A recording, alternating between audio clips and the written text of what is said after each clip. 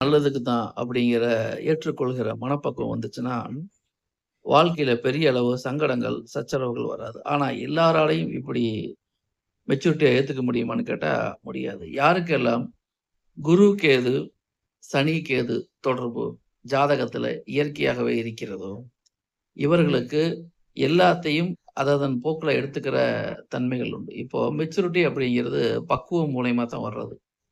அப்ப இந்த குரு, கேது, சனி, கேது இணைவு உங்க ஜாதகத்துல இருந்துச்சுன்னா, எல்லாத்தையும் நல்லதுக்கு நெனச்சுக்கிட்டு, எந்த ஒரு விஷயத்தையுமே அதன் போக்குல போயி செயல்படுறதுல இந்த இணைவ அடிச்சுக்க முடியாது. அப்போ மெச்சூரிட்டி அப்படிங்கிறது குரு, கேது, சனி, கேது இணைவு இருப்பவர்களுக்கு முக்கியமா பெரும்பாலும் இருக்கும். மத்தவங்களுக்கு இவங்களுக்கு உள்ள வித்தியாசம் என்னன்னு கேட்டா, எல்லாத்தையும் யோசிப்பாங்க.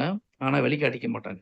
மத்தவங்க ஓப்பனா டிக்ளேர் பண்ணிருவாங்க. இவங்க அப்படி கிடையாது. பக்குவம் என்பது இவர்கள் கூட பிறந்தது.